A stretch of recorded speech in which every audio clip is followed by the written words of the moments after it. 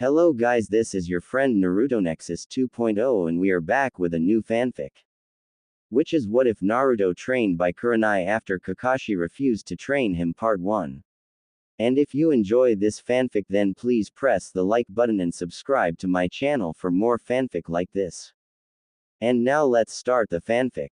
A 14-year-old Naruto Uzumaki stood in front of his sensei, Hitaki Kakashi in the middle of the hall at the hospital and said, Kakashi-sensei, I have a huge favor to ask you. Kakashi, who was reading his book, said, Stop right there. I know what you going to ask already, Naruto, and I'm sorry to say that I can't train you. Naruto eyes widened and he said, What?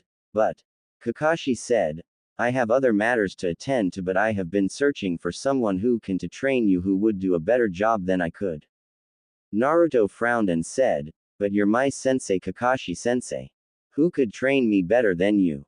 A voice from behind Naruto said, Well, I don't know if I could do it better than Kakashi could teach you, but I wouldn't mind training you. Both Naruto and Kakashi looked at where the voice came from and Naruto saw Kurenai Yuhi standing there, and a few steps behind her was Ebisu, who had also stopped walking in the direction Kakashi and Naruto were. After hearing Kurenai say that, and Ebisu said, Excuse me for interrupting you, Yuhi-san, but I have already volunteered to teach Uzumaki-san. Kakashi said, Don't you already have a student in these exams, Kurenai? Wouldn't it be a different of interest for you?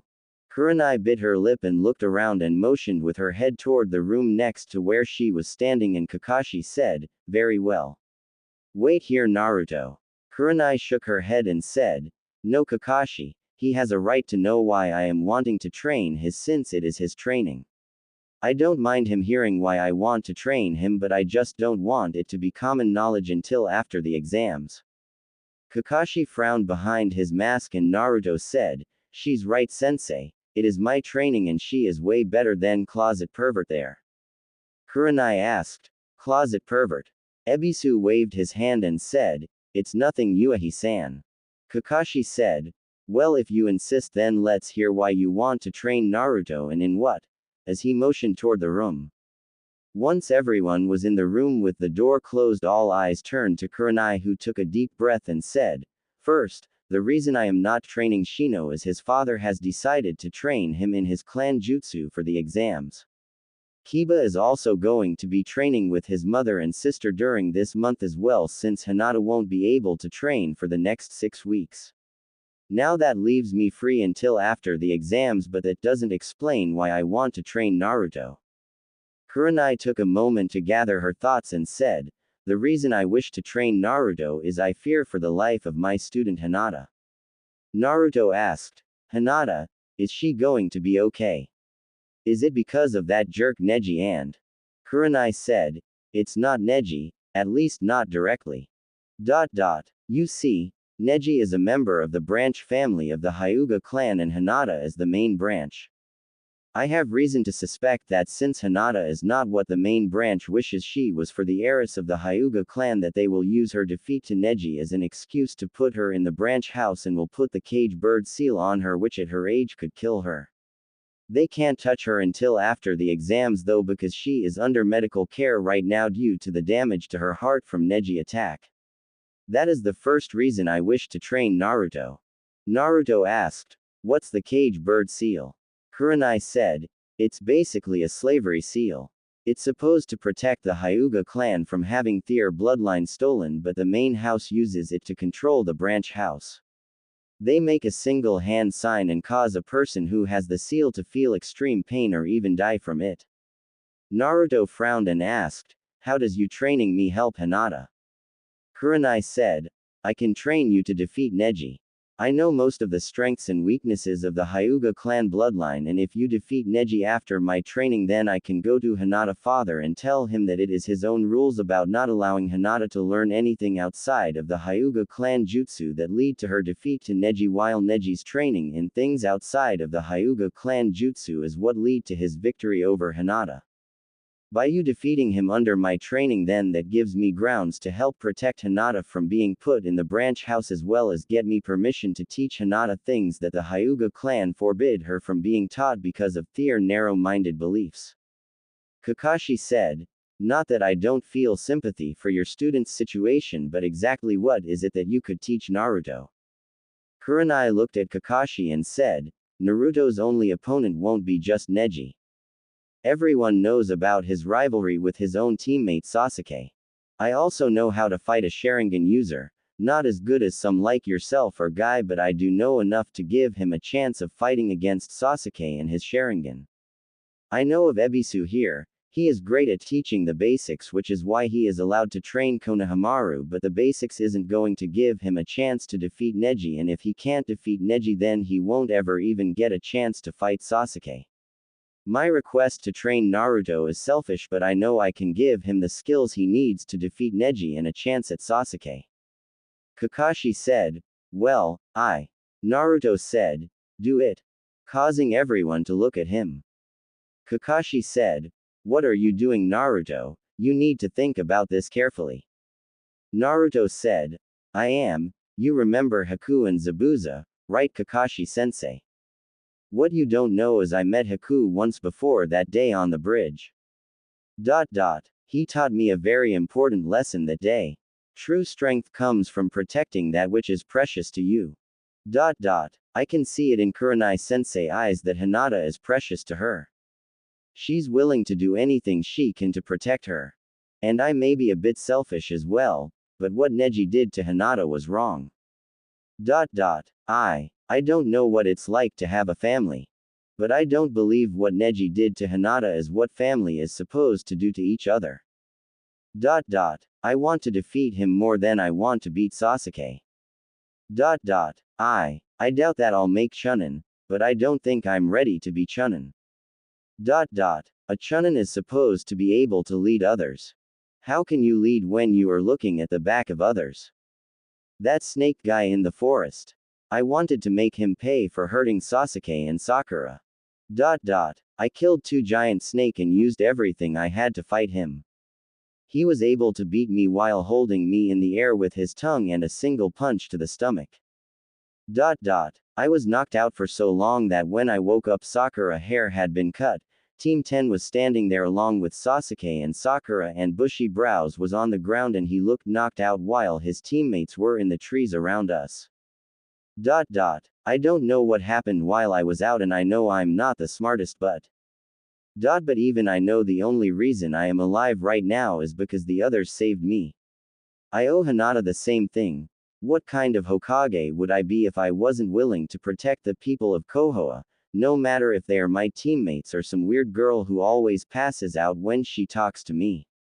I'll train under you, Kurenai-sensei, and I promise that I will defeat Neji to protect your precious person, and I don't go back on my word. That's my ninja way. Kurenai smiled and quickly moved forward, pulling Naruto into a hug with his face right between her as she said, thank you, Naruto. You don't know how much this means to me. Thank you. As she hugged him tightly while moving him back and forward. A thud caught her attention as she noticed Ebisu was blown back with a nosebleed and a perverted smile on his face, while Kakashi raised his book a little higher and closer to his nose and thought, lucky bastard, and said, well, in that case, I am sorry for bothering you, Ebisu, and good luck, Naruto, and I hope you are happy with your decision. See ya. As he shushined away. Kurenai blinked a moment and then looked at Naruto, who was frozen in place in the valley between her, let go of Naruto and stepped back and said, I'm sorry about that, Naruto. Naruto rubbed his head sheepishly with a blush on his face and said, no problem, Kurenai-sensei. Kurenai smiled gently and said, all right, Naruto. Do you have anything else you need to do before begin training? Naruto shook his head no, and Kurenai said, then sit down and tell me what skills you have so I know what you need trained on and what you don't. Naruto said, that makes sense. I know the Kujbunshin no Jutsu, Henge, Replacement, Cloak of Invisibility, my no Jutsu, Harem Jutsu. I also know the tree climbing exercise Kakashi-sensei taught us in Wave Country. Kurenai, who had a gentle smile on her face as Naruto started to speak, slowly pursed her lips and said, is that it? Naruto rubbed the back of his head and said, yeah, with a sheepish grin. Kurenai said, Did Kakashi teach you anything else or try to teach you anything else? Naruto said, just teamwork. With a shrug. Kurenai frowned and said, I see, well we got our work cut out for us and only a month to get ready. Do you know where training ground 32 is? Naruto blinked a moment and said, yeah, that's the one by the waterfall that flows into the Kuroku Lake. We had to get trash out of that stream. Why? Kurenai said, good, you know where I want you to go already. Meet me at the bottom of that waterfall in 1 hour and bring all your camping supplies and ninja equipment as well as all your cloths as well. Naruto frowned and said, why? Kurenai said, because to keep your training a secret you're not going to leave that area until your training is complete. I'm going to put you through hell during your training and force you past your breaking point in order for you to come out stronger than ever. Now go, you only got 56 minutes left to get ready. Naruto's eyes widened and he quickly left the room and Kurenai growled a moment before she looked at the tag she pulled off of Naruto's jacket and shushined away.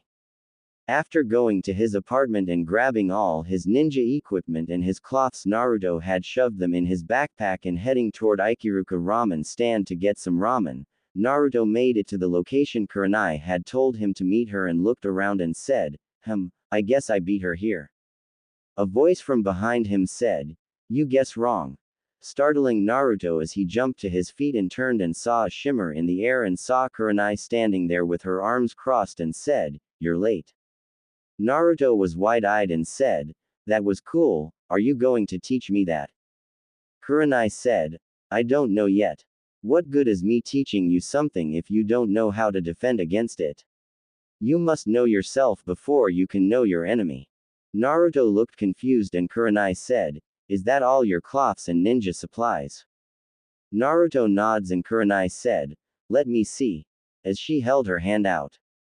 Naruto hands her his bag and Kurenai opened it and looked at Naruto's supplies and she grabbed his cloths and put them in one pile and then his weapons in another pile with Naruto blushing when Kurenai giggled slightly as she pulled out his frog boxers which she put in a separate pile. Kurenai said, first lesson, stealth, as she flashed through a couple of hand signs and breathed a fireball into Naruto's cloths minus his boxers causing Naruto's eyes to widen and he screamed, no. My cloths. How could you? As tears started to fall from his eyes.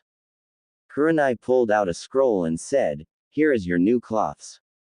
Naruto looked at the scroll and said, what the hell am I supposed to do with that? Wrap it around me like bandages like you. Kurenai got defensive and said, my cloths are not bandages, and don't you know anything about sealing? Naruto frowned and Kurenai sighed and said, look, this isn't going to do either of us any good if we fight, so listen, inside this scroll is a standard storage seal. I got you some new cloths that will not only make you look more professional but also some other supplies that will help.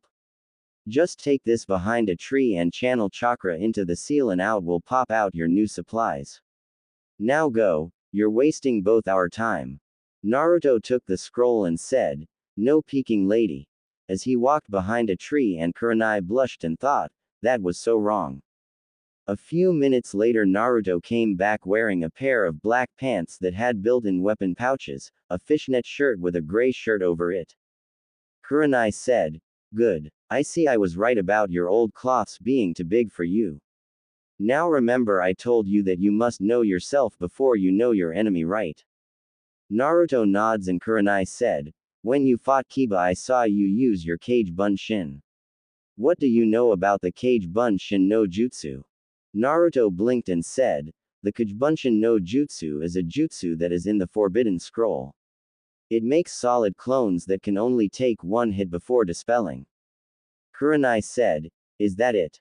Naruto nods and Kurenai thought, lazy bastard.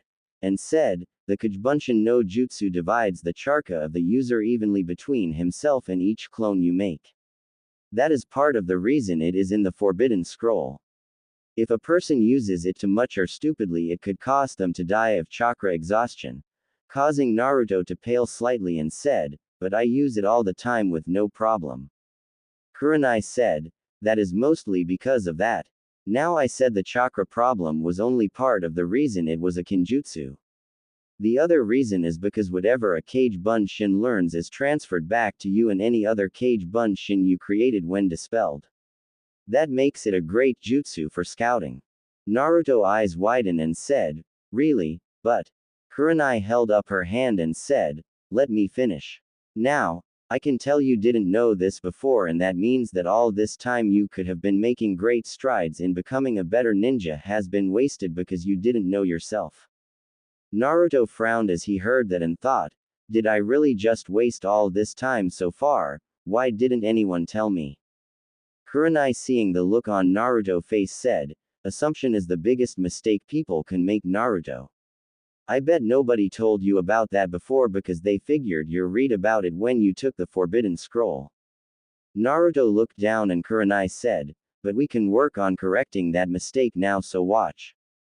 As she walked out onto the water near the waterfall and said, this is also a chakra control exercise like the tree climbing exercise. Too much chakra and you will blow off, not enough and you will sink. What I want you to do is use what you think is half your chakra to make as many Kage Bunshins as you can and have them begin to practice this exercise. Stop. Causing Naruto to stop before he could finish putting his hands together. Kurenai said, wait until I finish speaking before you make them. Now your Kage Bunshin will know what you know, so when you make them already have your plan in your head. What I want them to do is form a line before trying this exercise. I want them to start with trying only one foot first while keeping one on dry land. Once they can stand on the foot on the water without sinking, then the first clone to actually do it is to dispel, so the other clones will learn what he knew as well as you. Then they are to try with both feet. Again, when the first clone to stand on both feet without falling can do it, he is to dispel. After that, then I want them to practice walking across this stream. The first clone to walk across the stream and back again 10 times without falling is to dispel. After that, I want the Kage Bunshins to grab a leaf and try to do this. As she put a leaf on her left hand and start to channel chakra, causing the leaf to float. Naruto was wide-eyed and Kurenai said, this is the leaf floating exercise. Too much chakra and the leaf will blow off, not enough and it won't move. When a clone can get it to float above your hand for 10 seconds, he is to dispel. Then the clones are to try and keep it there for 1 minute. After they can keep it there for a minute, that one is to dispel, and then the clones are to try the other hand, same rules for 10 seconds and then 1 minute. After that, both hands, 10 seconds, then a minute. After that, the clones are to try tree climbing with one leaf in one hand up and down the tree 10 times while floating the leaf.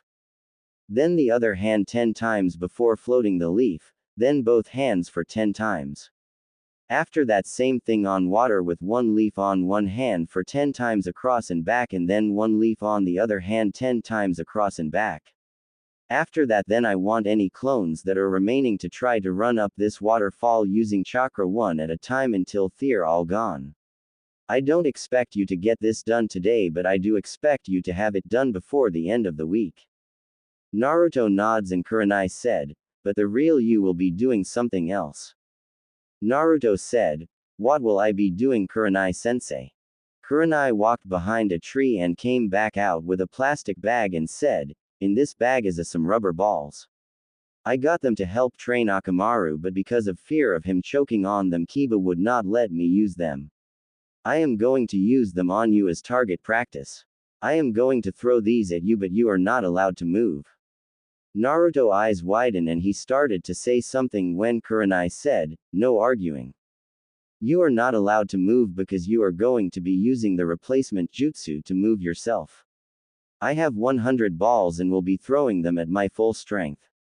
If one hits you, then you will first have to collect each of the balls and then do one sit-up and one push-up for however many balls are still in the bag before starting all over again with dodging. We will do this until you can dodge the entire bag of balls. Now create your Kage Bunshins, it's time to train. Naruto nods and put his hands together and said, Kage Bunshin no Jutsu. Kurenai's eyes widened as nearly 200 Kage Bunshin appeared and thought, holy shit, how much chakra does he have? Shaking herself out of her though Kurenai saw the clones were starting to practice and she smirked before throwing a ball at Naruto nailing him in the nods and Kurenai said, 99 sit-ups and push-ups Naruto. Naruto grumbled as he rubbed his nose and began to do as told. Several hours later Naruto was groaning on the ground and Kurenai said, that's good for now Naruto. I'm surprised your clones are still going. Now I want you to gather firewood and I'll be back in an hour with food. Keep your clones going until they are all gone or out of chakra. You just rest after getting the wood though. See ya in an hour. By the way, good job so far. Naruto groaned and said, why is it always my nose? As he stood up slowly. Kurenai giggled and walked over and said, because your body is sore enough already from first your battle with Kiba this morning and using so much chakra, but here, this will make it feel better. I'm proud of you. As she kissed his forehead causing Naruto to go wide-eyed and blush. Kurenai giggled seeing this and said, now go. If you got time to blush you got time to train. As she shushined away. Naruto stood standing there for several minutes until the memory of one of his clones returned to him and he shook his head and began to gather firewood. When Kurenai returned she saw Naruto had started a fire already and was sitting by it and she saw the Kajbunshin had dropped drastically in numbers since she had left and thought, they must be running out of chakra finally. Naruto who was looking at the fire asked in a soft voice, why did you kiss me? Kurenai who was in thought judging Naruto clones blinked and said, what was that? I didn't catch it. Naruto still looking into the fire asked, why did you kiss me? Kurenai said, just a friendly gesture as thanks and gratitude for all the hard work you have been doing today and for helping me to protect my student. Naruto said, oh. Softly. Kurenai turned her head slightly and said, is something wrong Naruto? Naruto said, I guess not. I just never been kissed before by someone. Kurenai said, that's not true. You kissed Sasuke, remember? Naruto got a mortified look on his face and said, thanks, I thought I had repressed that memory, beside, that was an accident, the kid behind me caused it by knocking me into Sasuke so it doesn't count. Kurenai said, well don't worry about it. That kiss I gave you was just a simple gesture of gratitude, nothing more. Naruto said, Sensei, what is this training we are doing for? I mean, what good is it going to do me against Neji? Kurenai unsealed 2 takeout plates from a scroll and said, I guess that's a fair question. Think back to Neji and Hinata's fight, tell me what you saw, not what was said but what you saw each of them was able to do. I'll explain what this will do after you answer that question. Naruto looked in thought and said, well, Neji and Hinata both got those weird veins around their eyes, they were doing a lot of dodging and I think they were using chakra in their hands. Kurenai said, we will need to work on your observation skills sometime. But you are somewhat right if only barely.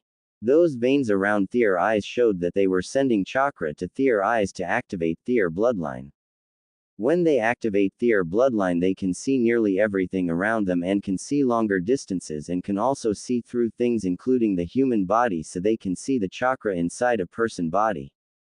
Hyugas are very flexible which is why both were doing so much dodging because they could attack their targets from several different angles.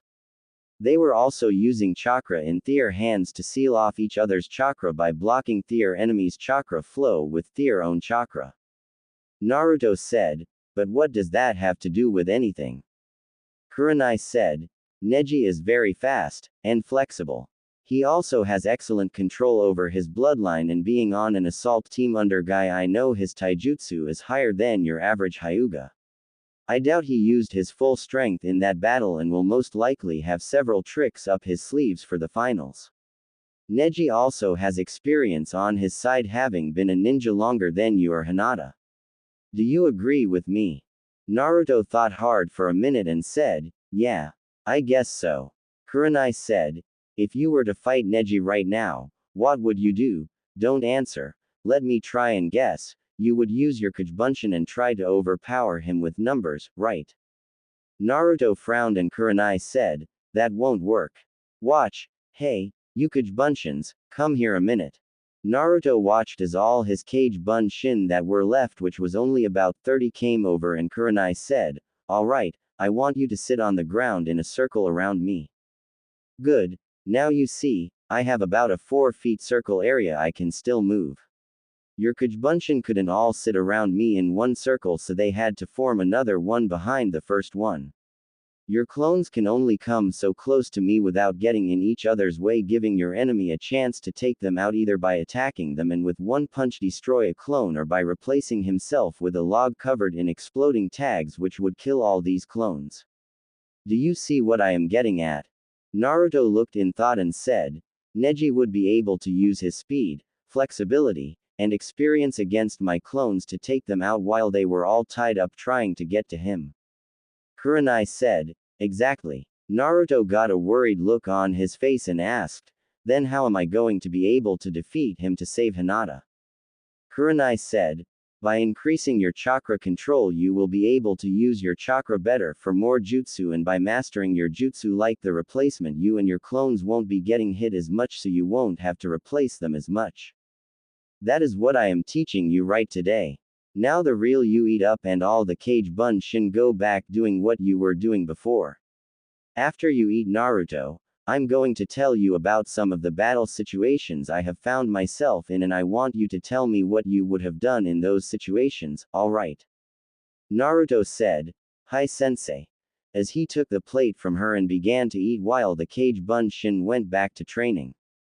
After Naruto finished eating he said, Sensei, I think there is something wrong with my chakra. Kurenai asked, what do you mean?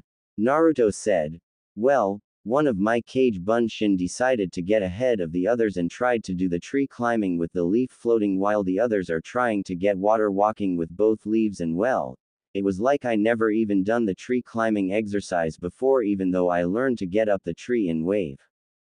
Kurenai frowned and looked in thought and said, Naruto, how often do you practice the tree climbing exercise since you first learned it? Naruto frowned and said, none.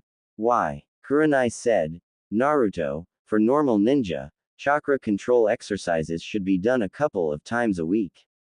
You though don't fall in that category. Naruto bit his lip and asked, do you hate me for Kyuubi? As he looked away nervously. Kurenai smiled gently and said, no Naruto. I saw the Kyuubi when it attacked and I can tell the difference between you and him. You are nothing like the fox. Naruto smiled a small smile and said, thanks Kurenai sensei. Kurenai said, your control could have just slipped from not practicing it enough to compensate for your reserves growing.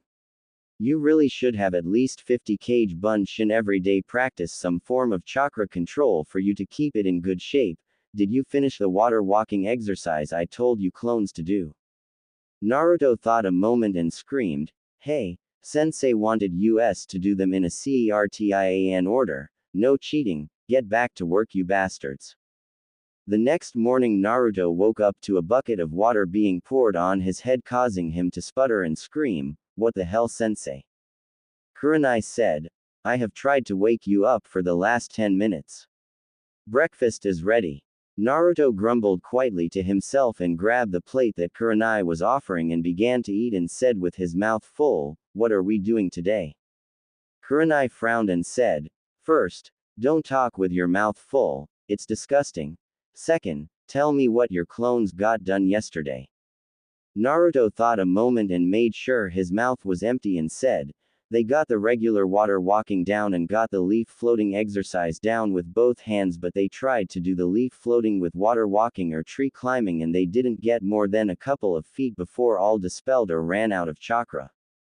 Kurenai said, then same as yesterday, create your Bunshins and have them practice on chakra control while you practice dodging my throws, but today instead of me standing in one spot throwing them at you I will be attacking from different locations. We will stop at noon and I'll go get lunch while your clones continue to work and you will sit here and rest until I return. Naruto bit his lip and said, last night you didn't exactly tell me what exactly is this training going to do. Kurenai sighed and said, Naruto, I'm not going to lie to you, so I'll just be blunt. There is no way between now and the finals you can get fast enough to get inside of Neji guard to attack him unless you're willing to take a lot of damage that could cost you the match. There is also no way you can get enough flexibility to outmove him either in less than a month. What I am hoping to do is to take an experimental jutsu I created for when I spar with Hinata to keep from having my chakra shut off and have you take it to the next level. A lot of the work will have to be done by you to figure out the best way to use it for you. I could tell you everything I know about the Hyuga, Thier fighting style, and Thier bloodline and then let you figure out your own way. Naruto frowned and said, so you don't have some kick jutsu that will instantly let me win against Neji? Kurenai said, no. All I have is my own experience and that jutsu I mentioned that lets me reduce the damage I take from Hinata when I spar with her. If you want to cancel our agreement and find you someone better, I'll understand. Naruto said, why would I do that? You have taught me more in a few hours than Kakashi-sensei has in 6 months. It would be cool if you had a one-hit code jutsu that would let me instantly win, but I learned a lot of things on that mission to Wave. Things are not what you always believe they are. An enemy today could be an ally tomorrow. Teamwork can overpower a stronger enemy. The most dangerous weapon a ninja has is Thier mind.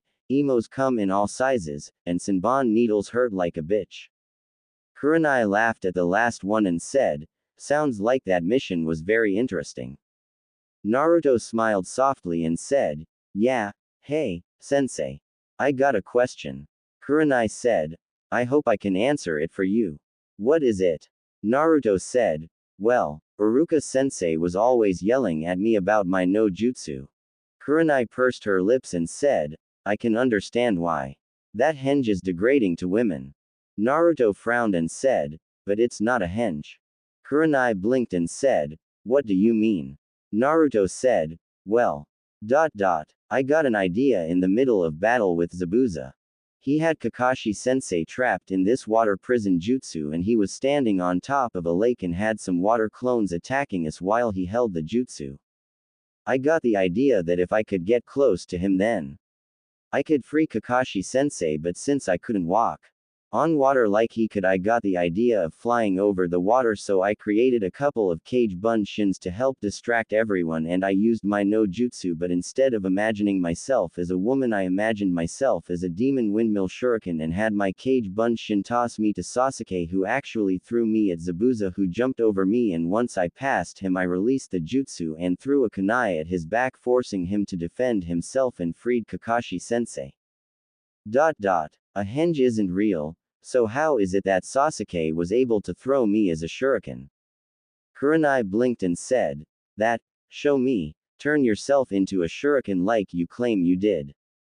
Naruto put his hands together and was covered in smoke, and when it cleared, a demon windmill shuriken floated in the air a moment before falling to the ground with a thud. Kurenai's eyes widened and she bit her lip and put her hands together and said, release, before she walked over and picked up the shuriken. Tapping it a moment, she ran her finger along the edge and winced a moment as she cut her finger. Naruto released the jutsu and said, are you alright, sensei? I'm sorry, I didn't mean to cut you. In a worried tone. Kurenai said, that was amazing, Naruto. You said that is basically your no jutsu. Naruto nods and Kurenai said, I wonder if it could be a bloodline. Naruto said, no, I taught it to Konohamaru to help him knock out that closet pervert Ebisu.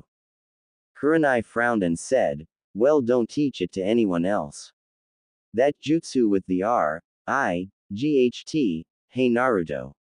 I just got a crazy idea. Create your cage bunshin and have them start training in chakra control and then use that jutsu to change into someone you met not from Konoha and not a ninja. You and I are going to see Hinata. Naruto said, why can't I go like I am? Kurenai said, 3 reasons. The first is your training is supposed to be secret, the second reason is to see how long you can hold that jutsu, and the final reason is to see if anyone can tell it's not real or figure out how to dispel it as we walk through town. Naruto asked, but why do I need to see Hinata? I mean, shouldn't I be training also? Kurenai said, well, Hinata might appreciate seeing you come and wish her a quick recovery, plus I want Hinata to try and use her bloodline to test my theory. Naruto shrugs and put his hands together, and when it cleared there stood Tazuna, who said, call me Tazuna. I'm the bridge builder who was the client for Team 7 to wave. Kurenai nods and both began to head to town. 20 minutes later, as they approached the hospital, Sakura came out of the hospital looking down, but when she saw Kurenai and Tazuna she said, hello Tazuna, what are you doing here? I thought you would be in wave with Tsunami and Inari. Tazuna said, Tsunami been jumping all over me about drinking so much at my age, and I promised her that I would come get a checkup from a doctor here in Konoha while I came to thank the Hokage for the great work that you and your team did protecting me and saving my country. So where is the other two, Sakura? Sakura said, I don't know, the nurse told me that Kakashi-sensei checked Sasuke out and I haven't seen Naruto yet. Tazuna said, well, if you see them tell them I said hello. This lovely lady here was kind enough to show me around so I can return home quicker. Shall we go, Kurenai-san? Kurenai, who was watching the exchange, said, yes, let's go, Tazuna-san. It was good seeing you again, Sakura. Sakura said, you also, Kurenai-sensei. Hey, by the way, how is Hinata doing? Kurenai said, she was resting when I checked on her last night. I was going to check on her while Tazuna took care of his business. Well, I'm sorry to chat and run, but I must be going. Good day, Sakura. Sakura said, same to you, sensei. As she turned and left. Once she was gone, Kurenai said, I must say you could make a very good infiltration expert, Naruto. What's wrong? As she saw Tazuna had a scowl on his face. Tazuna said, Kakashi-sensei, he abandoned me so he could train Sasuke privately. Kurenai bit her lip and said, that is only partially true. I'm not allowed to say, it's an S-rank secret, but I can tell you that Kakashi doesn't like what he had to do, but orders are orders. Tazuna pursed his lips and said, I see. It doesn't seem right though. Kurenai said, I know, but it had to be done considering the actual situation I'm not allowed to speak about. Anyways, we're here. As she knocked before slowly opening the door and saw Hinata asleep and blinked as there was another person in the room and said, Hiyashi-sama, I'm not disturbing, am I? Hiyashi Hyuga looked up at Kurenai and said, no. I was just leaving. As he stood up and began to leave. As he got to the door he saw Tazuna and said, who are you and what are you doing here? As he activated his bloodline.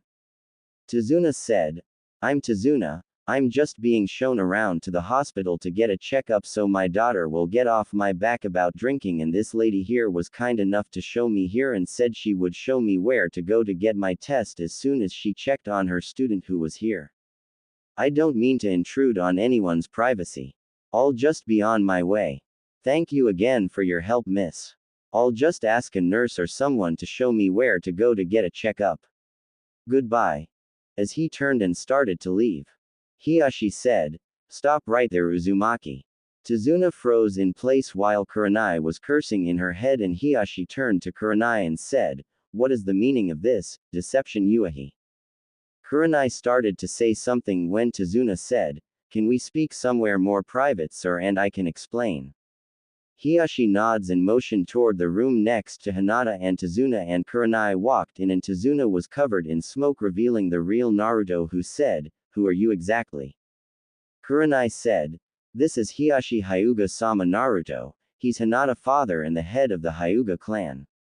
Naruto face scrunched up as he looked at Hiyashi and said, I see. I don't like you. Kurenai eyes widened and hissed, Naruto, show Hiyashi-sama some respect. Naruto looked at her confused and said, why?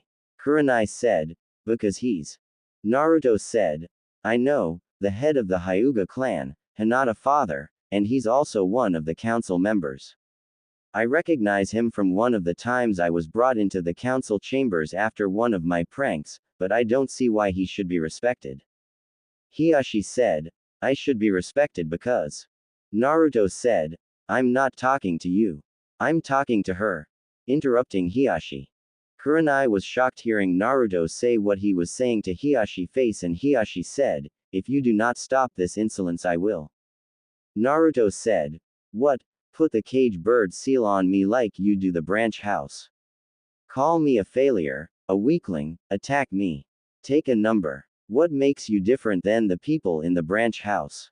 I heard the cage bird seal is supposed to be used to protect your clan's bloodline, then why doesn't everyone in your clan have it? Why only the branch house? Why have the seal design where it can be used to torture or kill the person who has it? What makes them different than you?" Hiyashi said, "I don't have to answer to you." Naruto said, "And I don't have to answer to you. You know I'm right. There is no difference between you and the branch house. You just want to cause pain and suffering while forcing someone to suck up to you and kiss your to think. You're probably going to put it on your own daughter. Funny. Konoha hates Itachi Uchiha for killing his own family, but you're doing the same thing, bastard." Kurenai said, "That's enough, Naruto. Forgive him, Hyuga-sama, he's." Hiyashi said, "Right," causing Kurenai eyes to widen and Naruto to blink. Hiyashi sighed and said, "I hate how things are in my clan, but there is nothing I can do." Naruto said, "I thought you were the clan head. If you don't like it, change it." As if it was the simplest thing in the world. Hiyashi said, "I am the clan head, but I am also only one man against my clan elders, and I have to do what is best for my clan." Naruto frowned and started to walk toward the door, but when his hand reached the handle and said, "If you can't change your entire clan by yourself, then change things for one person. That one person could then help you shoulder some of the load to help another. All it takes is teamwork and the desire to protect that which is precious to you. If you really care about your daughter and your family, then prove it." Kurenai sensei, since he saw through my jutsu, I should get back to training. Thank you for observing my testing of my new jutsu. Tell Hinata I said hi. As he walked out and closed the door. Hiyashi looked at the now closed door and after a few minutes looked at Kurenai and asked, what was his purpose here earlier? What were you trying to do? Kurenai said, I wanted to check on Hinata to see how she was doing. As for what he looked like, I'll tell you if you can answer how you knew it was him first. Hiyashi said, he has a unique chakra network that is way different than everyone else's that works around that. I have seen it enough over the years to be able to recognize it, though that was the only way I could tell he wasn't him, and if it wasn't for my Byakugan then I wouldn't have even known. Kurenai nods and looked in thought and said, it was a test to find out the true extent of a jutsu that he created that we all seem to have misjudged. You know his famous no jutsu. Hiyashi frowned and said, I am aware of that henge, why? Kurenai said, it appears that it is not just a henge but an actual shapeshift. Hiyashi eyes widened slightly and said, really, are you sure? Kurenai said, so far all the tests I've suggested seem to suggest that, though I don't know what all you can do to test something like this. Hiyashi said, I see, are you training him for the finals? Kurenai looked at Hiyashi and said, what could I teach him that would give him the advantage against your nephew? The only thing I've taught him is water walking to help him with his chakra control, since Kakashi taught him tree climbing and the academy taught him the leaf balancing exercises. Other than that, all he is doing is reviewing his own jutsu inventory, trying to understand them better and to use them quicker, which is why when he showed that jutsu I started to tell him how degrading it was to women. When he informed me about how he used it on a mission his team took, that piqued my interest. Especially when he claimed that he was able to teach someone else how to do it, meaning it couldn't be a bloodline thing or because of that, which is why I told him to walk through town using it to see if anyone could detect it and how long it could be used. I have not done anything that could be considered stealing your clan's secrets or knowledge that I may have acquired by teaching your daughter. Just helping a student refine his own skills that he already has, as well as chakra control. Anything else he comes up with is his own design. Hiyashi nods and said, very well. See that you don't. As he turned and walked toward the door. After he was gone, Kurenai let out a breath and a puff of smoke behind her drew her attention and saw Naruto sticking to the wall, and he said, wow, that actually worked. Kurenai turned her head to the side so fast someone might have thought that she had whiplash and said, "What are you doing?" Naruto said, "Ever heard the saying, if only I could be a fly on the wall?" Kurenai blinked and her eyes got wide, realizing what he meant before she frowned and said, "You were spying on me." Naruto said, "No, I wanted to make sure that you weren't trying to trick me into failing the exams so that you could use that as a favor to protect Hinata. After Mizuki, can you blame me?"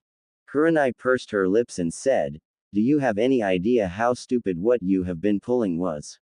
You could get us both in so much trouble." Naruto frowned and Kurenai saw this and sighed and said, "We should go see Hinata and then get back to your training." Naruto nods and Kurenai said, "But if you ever spy on me again, I'll quit training you in a heartbeat after making you experience kissing Sasuke over and over again." Naruto paled as he followed Kurenai into Hinata room, and Kurenai moved to Hinata bed and grabbed the clipboard and read it and frowned and said, "They have sedated her to keep her from moving around to give her time to heal. I guess this was a waste of time." Naruto was looking at Hinata bed and remember her words during the exams and after a moment said, "Sensei, does Hinata like me?" Kurenai's eyes widened slightly and she looked at Hinata and asked, "Why would you think that?" Naruto bit his lip and walked over to the window and said, "Sensei, can you keep a secret?" Kurenai said, "I believe so, why?" Naruto said, "I've noticed Hinata following me over the years, spying on me." Kurenai's eyes widened and said, "Oh, why was she doing that?" in a calm voice, acting like she didn't believe him. Naruto frowned hearing this and said, "Sensei, please stop trying to deflect me. You know something and I can understand that you don't want to tell me, but I'm confused." Kurenai sighed and said, "I can't tell you if she does or doesn't, Naruto.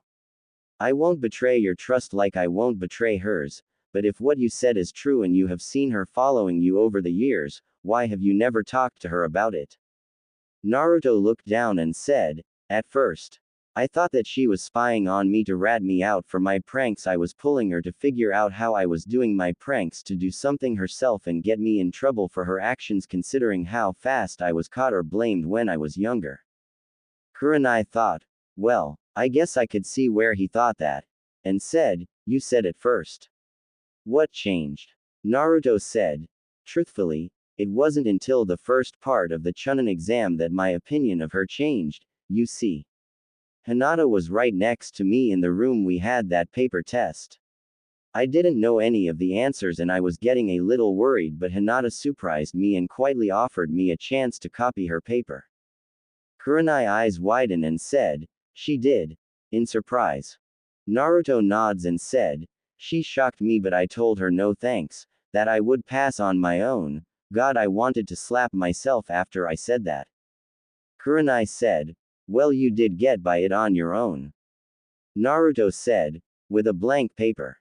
Kurenai blinked and asked, "What?" Naruto turned to her and said, "I passed with a blank paper. I didn't even write my name on the test paper. I bluffed my way through the test, even going so far as to stand up and scream at that Ibiki guy, telling him I would be Hokage even if I had to stay a genin forever." Kurenai shook her head and said, "I can't believe you did that." Naruto bit his lip and said, "The rest of the test, after Hinata offered to let me cheat, I tried to figure out what she was up to. Was she trying to get me caught to eliminate me? Was she actually trying to help me? I just couldn't figure out what to think. And then when she was fighting Neji, when she was talking, she was quoting me, saying the words I said, like they were her source of strength. I don't know what to think anymore, sensei. I'm scared." Kurenai, who was watching Naruto, and asked him, "Why are you scared?" Naruto looked down and said, because I don't know if her feelings for me are real or if they are just because she sees me as some kind of support. And I'm worried if she finds out about that if she did like me, she would turn around and either hate me, or worse, fear me." Kurenai said, "I think you're not putting enough faith in Hinata. She will be able to see the difference between you and that." Naruto bit his lip and said, "I doubt it, sensei, but what if Hinata doesn't actually like me? What if Hinata is actually getting strength from me? Then what happens when I'm not there? She would become like a puppet with its strings cut. A person has to be strong enough to stand up for themselves first, because no matter how many times someone helped pick them up, the moment they let go to see you stand on your own, you will fall right back on the ground again. Kurenai said, "Don't you think that's a little harsh thinking?" Naruto said, "It's the lesson I learned from the people of Konoha. If I didn't pick myself back up every time I got knocked down, I wouldn't be here today. I would have quit long before I ever took my genin exam the first time, much less the third." Kurenai bit her lip and said, "You didn't tell me why you told me what you did." Naruto said, "Because I can tell your care for Hinata. I can also tell that you want to be there as a pillar of support for her and always to protect her. But that's not possible. Either Hinata will eventually get promoted and moved away from you, or you will have to move on for some reason yourself. Sooner or later you will have to let go, and if Hinata doesn't know how to stand, she will fall and not get back up. I'm telling you so that you don't hate me when I have to break her heart by telling her I can't be with her, because I don't want someone I have to stand behind in my shadow of her in front of using me for support. I want someone who can stand beside me as an equal." Kurenai frowned and said, "I see."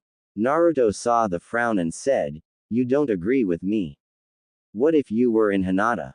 Would you stand up for yourself when people turn on you for being a demon whore or demon lover? Would you be able to take what the world dishes out, or would you buckle under the weight of it? Ask yourself honestly, could Hinata do that, or would she collapse and never get back up? Is that fair to her or to me?" Kurenai said, "All right, you made your point. I can understand where you're coming from, but I don't think you should judge her without getting to know her. After all, isn't that what happened to you?" Naruto frowned and looked at Hinata and said, I wish things could be different, but." Kurenai said, "You don't have to explain it to me. I'm not the one who has to live with your decisions." Naruto said, "Maybe I should go. I'll go work on my chakra control until you show back up." Kurenai said, "No, let your clones do that. You need to work on your body conditioning a little bit. Get in the water in the stream below the waterfall and start practicing your punches and kicks and jumps against the water. It's called resistance training, and it works on toning muscles as well as increasing strength and power without sacrificing flexibility. If your Kage Bunshin are able to complete all the Charka exercises, then switch the leaf for a small stone and repeat the process, going with getting more and more heavier things. I also want you to create 100 Kage Bunshin and have them try and hit you with the rubber ball one at a time. I want you to replace yourself with a Kage Bunshin that doesn't have a ball so that it takes the hit. When you are resting from resistance training, I've got something I've got to look into for the next few days, so your training will be your own until I can meet you. I want when we meet again for you to show me your improvement in using replacement as well as your chakra control and physical training. I also want you to come up with at least 5 complete battle strategies that can be used in battle against each person still in the exams with the current knowledge and skills you have. You're not going to be handed a victory on a silver platter, you're going to have to earn it." Naruto nods and said, "Is there anything else, Kurenai-sensei?" Kurenai thought a moment and then took a look at Hinata and said, "Know yourself, Naruto. I want you to explore every possibility you can with all the jutsu you know." Naruto nods and Kurenai watched him leave and sighed to herself. Naruto, after leaving the hospital, frowned and thought, "Maybe you're right, sensei, but I just don't want to be hurt by those who are supposed to love me. It scares me. Could my parents have been like Haku's dad? Could they have hated me for the Kyuubi and abandoned me? That's why I don't ask Gigi who they are now that I know about Kyuubi." Getting to the waterfall, Naruto began to take off his shirt and pants, not wanting to get them wet, when he heard a noise behind him and turned around and blinked and said, "What are you doing here?" Hiyashi Hyuga came walking out of the woods and said, "I had thought over your words after you left, and I had used my Byakugan to see where you were after I left Kurenai. I was surprised to hear the maturity of your words that you spoke to her about in my daughter's room. While not as educated as some of your peers, you are very good at reading people and have a high level of empathy for others. For that reason I want to tell you about why Neji did what he did to Hinata during the preliminaries and see if you can come up with the solution to a problem that has eluded me for years. Do you have time to listen to my story? Naruto looked at Hiashi and after a moment nods his head slowly. Hiashi seeing the nod said, "It starts back when I was born. You see, Neji father was my twin brother. Since I was born first I was placed in the main house while my brother was placed in the branch house. The firstborn child of the main branch is always placed in the main house while any others become the branch house." Naruto said, "So the only difference between the two houses is which is born first. That's stupid." Hiashi said, "I will not go into why that is the way we do things. I will skip until right after the Kyuubi was sealed in you. Konoha had been weakened by the Kyuubi attack on our village. So much so that the Sandaime was afraid that other villages would take our weakened state as a chance to attack and destroy us. It was because of this decision that he revealed the secret of the Kyuubi being sealed in you to the general public as well as making his decree that no one was to speak about your burden." Naruto eyes widened and said, "Why would he do that?" Hiashi said, "Jinchuriki, that is what those who are like you called." Naruto said, "There are others like me, with demons sealed in them." Hiashi blinked and said, "I was under the impression that you already knew this." Naruto frowned and said, "Well, I didn't learn about it until what happened with Mizuki. I figure since you're on the council you know all about that event." Hiashi nods and Naruto said, "Well, after that Iruka-sensei and Gigi made sure I realized I wasn't the Kyuubi and Gigi told me about his law and that he wanted me to have a normal childhood as best as he could, but anything else he might have been willing to tell me that night I didn't really want to talk about because, well, it raises a lot of questions on a personal level one don't want to go into about." Hiashi thought a moment and said, "Your parents?" Naruto eyes widened slightly and looked at Hiashi who after a moment said, "Yes, I know of them, or at least who I suspect were your parents.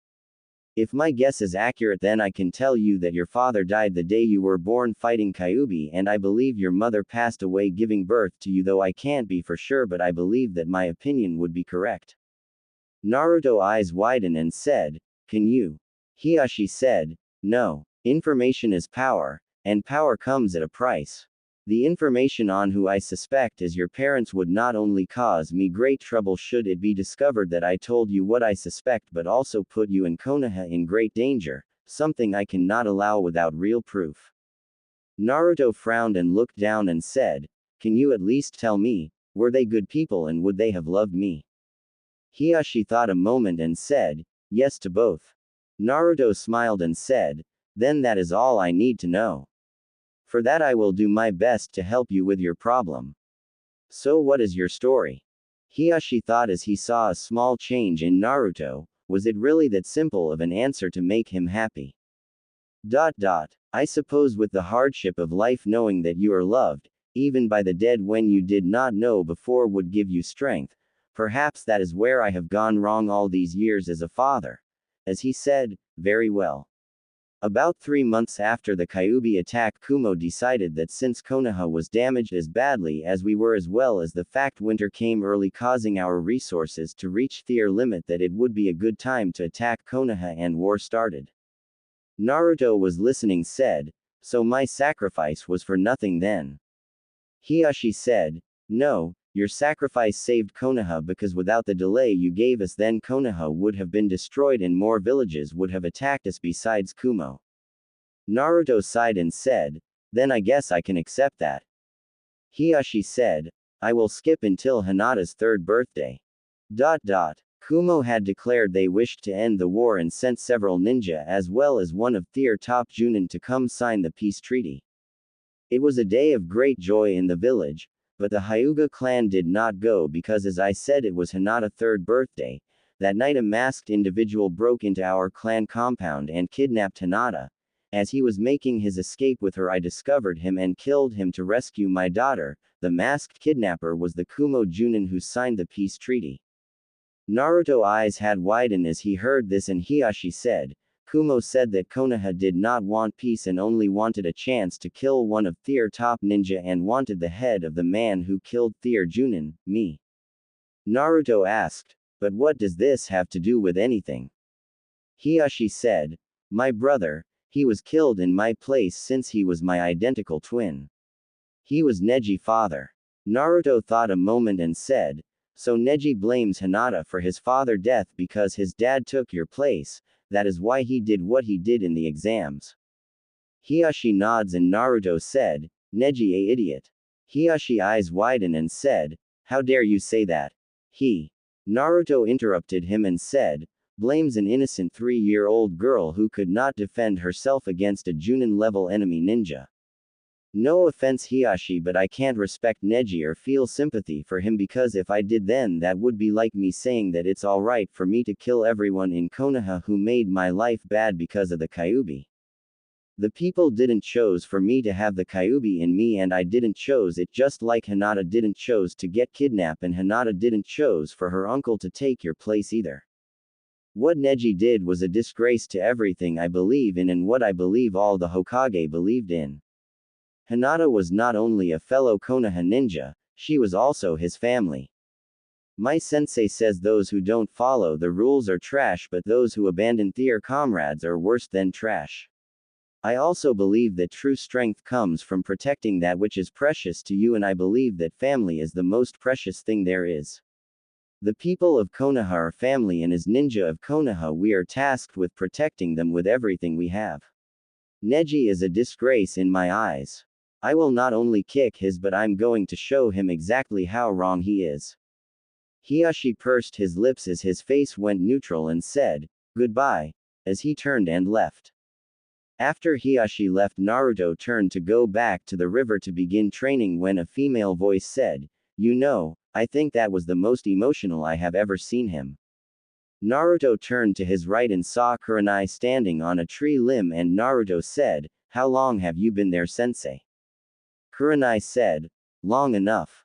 Naruto, I know you believe that if you believe in yourself that anything is possible. And you have enough conviction to make others believe in you also. But if you don't have the skills to back up your beliefs and convictions, then you will end up looking like a fool. Have you thought about how you're going to pull off not only a victory against Neji, but now you go and claim you're going to show him the error of his way? Something his uncle, clan head, couldn't even do. I don't know if you realize it, but you're putting your dream of one day becoming Hokage on the line here. If you fail to keep your word to Hiashi now, then how will he be able to trust you if you ever get the chance to become Hokage? Every action has a reaction, Naruto. You need to realize that, or you will get caught in a trap and die or cost yourself and your teammates their lives. Naruto frowned and looked down, and Kurenai said, I'm sorry Naruto, I shouldn't be so hard on you, but. Naruto said, no, you're right. I know I'm an idiot, sensei.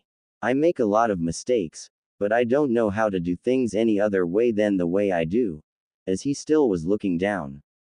Kurenai bit her lip and said, Naruto, how hard are you willing to work to have people actually look up to you as a possible Hokage one day? Naruto looked up at Kurenai directly into her eyes and said, I'll die to reach my goal. Kurenai looked for any sign of doubt and found only conviction and said, I had came back to check on you one last time before I started doing what I got to go do. But if that is the way you feel, then the current training isn't going to be enough. I'm going to call in a couple of favors from a couple of friends. You are going to hate me by the end of this month, but you will be thankful as well. Now get back to training like I told you, and when I return I won't be alone. And Naruto, keep your cloths on. The cloths while wet will make you weigh more and help add to your resistance training. Naruto swallowed as he saw the look on Kurenai's face and thought, what have I gotten myself into? Naruto stood in front of a mirror in his apartment and thought, let's see what the world thinks of the Urei no Konoha, ghost of Konoha, before he disappeared in a swirl of leaves. The Chunin exam stadium was full of people waiting for the exams to begin. Down below in the stadium all the competitors were there except Dosu, Sasuke, and Naruto.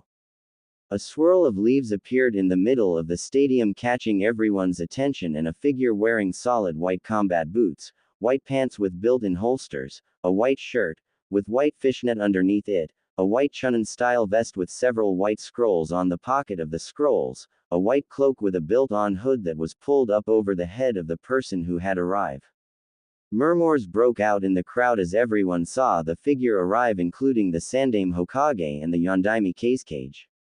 Genma, the proctor of the exams, looked at the new arrival and tensed a moment and said, "And you are?" The person who hood completely shadowed the face of the person who had arrived said, "Naruto Uzumaki, the Yurei no Konoha."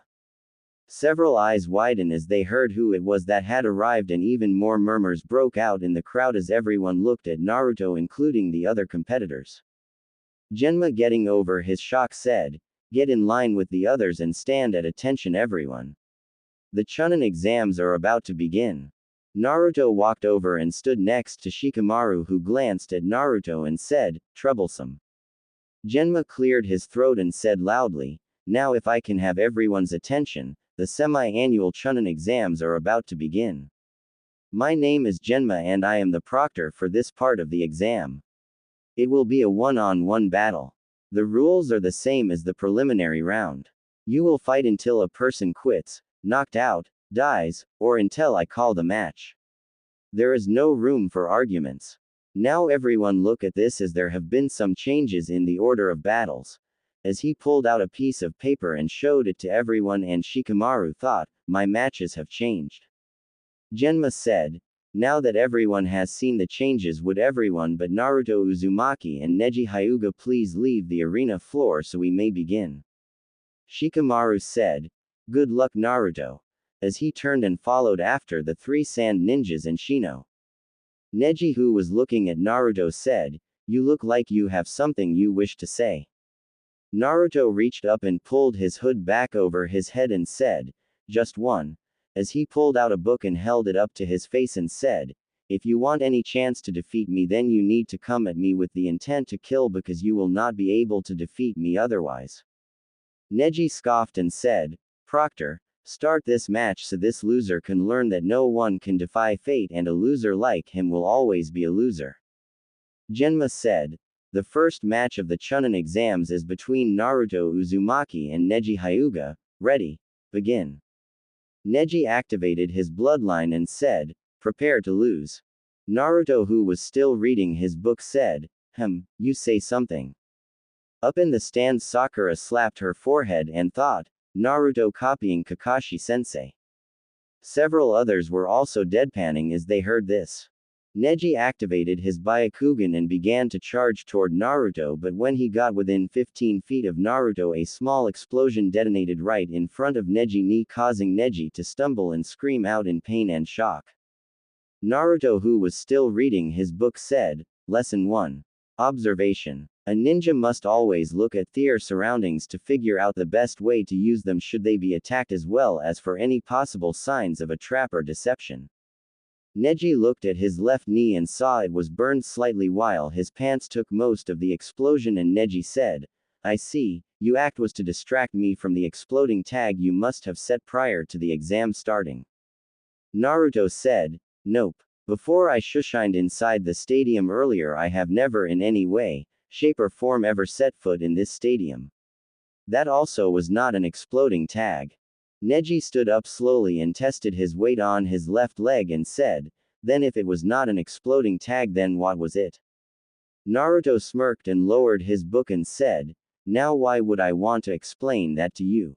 As he closed his book and tossed it away from him on the ground and reached into his weapon pouch and pulled out a Senbon needle and said, "Uzumaki Ultimate Secret Jutsu, 2000 Years of Pain," as he threw the Senbon needle in the air straight up. Neji, who had activated his Byakugan, was facing toward Naruto and was watching Naruto and the needle in the same time when all of a sudden the needle was covered in smoke. Half a second later, Neji screamed in pain as he was felt something stab him in his left cheek from behind. Many people in the stand blinked as they saw this, and Neji reached behind him and pulled out the Senbon needle and glared at Naruto before throwing the needle at Naruto, but the needle disappeared again and he felt pain in his right cheek this time. Pulling out the needle, he glared at Naruto and said, I figure out your trick. You are using your chakra to direct this needle. My eyes see everything and can see the chakra in it. As long as it is in motion, then you can use your chakra to redirect it. As he stuck the needle in his weapon pouch, Naruto smirked and said, You really think so? I only have one word for you. Boom. Neji's weapon pouch exploded, sending all his weapons flying as well as causing Neji to scream in pain from the mild explosion that injured his right thigh. Neji was gritting his teeth to endure the pain, and Naruto said, Tell me, Neji, how will you be able to move fast enough to hit me when your right knee and left thigh are injured? Neji glared at Naruto and said, You resort to tricks because you are not skilled enough to defeat me honorably. Naruto said, Ninja Neji. Samurai have personal honor. Ninja have village honor. Besides, so far I have only used a single jutsu to put you in the shape you are in, and I have not even started yet. Neji stood up as straight as he could and tried to ignore the pain he was feeling, and Naruto said, Remember when I arrived earlier? I called myself the Urei no Konoha. Do you know why I called myself that? Neji said nothing as he activated his bloodline, and Naruto said, Let's find out. As he charged at Neji, and Neji got into a taijutsu stance, and when Naruto was in range, Neji shoved his hands forward to hit Naruto, but to Neji and everyone else's shock, the blow went right through Naruto, who kept moving, and Neji thought, Bunshin no jutsu.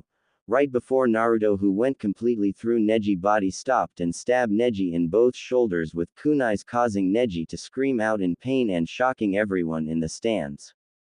Turning, Neji threw a palm thrust at Naruto, which went through Naruto's body, but Naruto threw a punch while Neji's hand was in him, and the punch sent Neji flying backwards.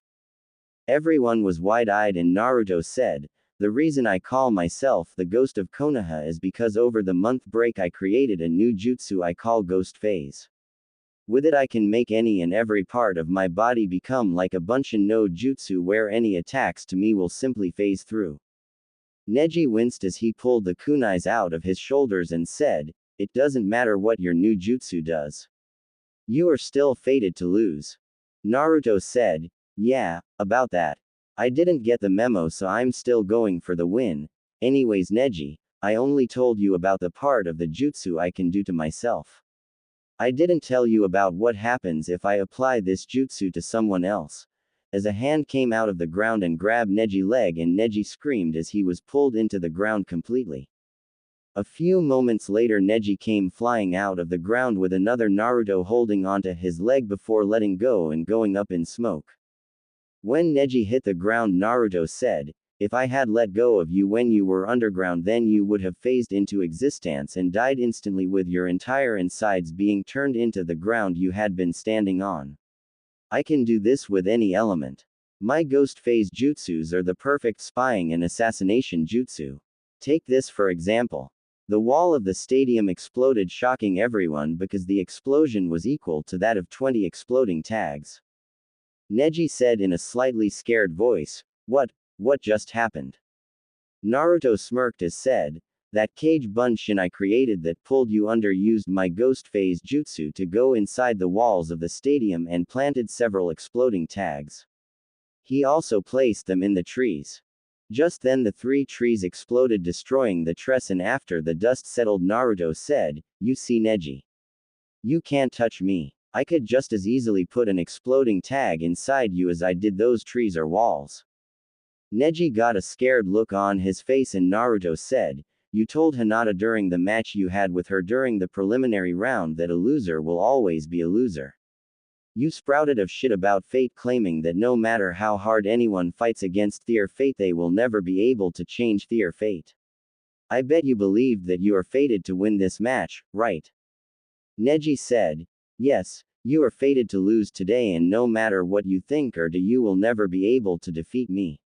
I don't care what kind of jutsu you got. I will defeat you. Naruto shook his head and said, I thought so. That is a way of thinking that will cost you and others their lives. You think that because you are considered a prodigy in your clan or rookie of the year or kunoichi of the year, or even if you are an elite junin, that you cannot be defeated. My sensei is Hitaki Kakashi, also known as Sharingan no Kakashi, the copycat ninja, who is said to have copied over 1,000 jutsu in his life. On my team's first C-rank mission outside the village we encountered A-rank missing ninja Zabuza Momochi. Kakashi-sensei got arrogant because of his Sharingan. He got his beat by Zabuza and trapped in a water prison jutsu. Zabuza after capturing Kakashi got arrogant because he was a Junin and my team was made up of 3 genin. Sasuke and I were able to work together as a team and was able to not only attack Zabuza and his Mizu Bunshin, but also freed Kakashi-sensei. Your arrogance has blinded you to the truths of the world just like Kakashi-sensei and Zabuza were blinded by Tier. Neji glared at Naruto and said, "And what truth is that, loser?" Naruto said, "Hinata could have defeated you at any time she wanted by just activating that seal on your head without ever batting an eyelash. She chose instead to face you as a family member instead of a ninja. She chose to face you as an equal when according to your way of thinking she should be your better since she was born the firstborn daughter of your father's twin brother. She is the honorable heiress while you are a lowly member of the branch family and yet here you are, in the finals facing me while your cousin sits in the stands recovering from the heart damage you gave her in your match. The branch house is supposed to protect the main branch and yet you tried to murder the very person you are supposed to protect. You tried to kill someone who wants to see you as an equal instead of a lowly slave. Tell me, Neji, did your father love you?" Many eyes widen as they heard Naruto ask that, including Neji, who said, "Of course he did." Naruto said, "Then why would you betray his sacrifice and memory?" Neji said, "I have never." Naruto interrupted him and said, "Hinata." Neji's face changed into a look of hatred and said, "It's her fault that my father had to die." Naruto said, "Your father may have been a member of the branch house but he loved his twin brother just like he loved you and Hinata. Do you honestly think your father would stand by and let his brother die?" Neji frowned and Naruto said, "Think about if you were in his place. Faced with the option of watching your own twin sacrificed. A twin who had the power to protect your niece and son better than he could. Your dad was a hero, Neji. He sacrificed his life to protect Konoha but more importantly his family. He should be remembered with honor like the Yondaime Hokage is remembered for his sacrifice in defeating the Kyuubi to protect Konoha. As Hokage he saw the people of this village as family that he would die to protect them, but you Neji have disgraced your father and the Yondaime and both their sacrifice by turning on your family and comrade, even when one stands in front of you with her heart being destroyed by you because she wants you to find peace in your life so that you could live on." Neji, who had been recovering during Naruto's speech, charged at Naruto and delivered a palm thrust to Naruto's chest causing Naruto to cough as blood flew out of his mouth. Neji said, "You will be silent about things you have no clue about, loser. A loser is always a loser. Even with your new jutsu I was able to defeat you." Naruto, who had blood coming out of his mouth, smirked and said, "Boom," before he exploded blasting Neji backwards causing him to begin screaming in pain from the blast. As the smoke cleared, Naruto, who everyone could see was completely unharmed from before, was seen walking toward the body of Neji and Naruto stopped a few feet away from Neji and said, "You dead man?" in a questioning joking tone as he kicked Neji's leg lightly. Neji moaned in pain and asked, "How?" Naruto smirked and said, "If you don't know yourself then how will you be able to know your enemy? Remember the book you saw me reading? The one I threw away at the beginning of the match? That wasn't a book. That was me using a version of one of my jutsu to change myself to look like the book. The entire battle you were fighting nothing but a single Kage Bunshin who has been using the few jutsu I know to trick you and defeat you while I rest and recover my chakra from creating that single Kage Bunshin in total safety. My clone let you hit him so he could explode and take you out without killing you, but you know the funny thing, Neji? I failed the graduation exam 3 times because I was unable to make a Bunshin in order to pass. You, the rookie of your year as well as a prodigy of your clan, was just defeated by the dead last of his class with his worst skill. Looks like you were fated to lose. I guess you missed the message. Neji's eyes widened before they closed and said, I lost. Naruto said, I told you that you would, but you know something funny, you were right about you winning this match. Proctor, call the match. I quit. Genma looked at Neji and reached up to take the Senbon out of his mouth to speak. He heard Naruto's words and his eyes widen as did everyone else's, and several shouts was heard and Neji said, Wait, you quit, why? In a pain-filled voice. Everyone quitted down to hear why Naruto said he quit, and Naruto looked at Neji and said, You know Gaara, the red-headed guy over there who fought your teammate Lee during the preliminary round. Well, Gaara tried to kill Lee while he was in the hospital 2 weeks ago.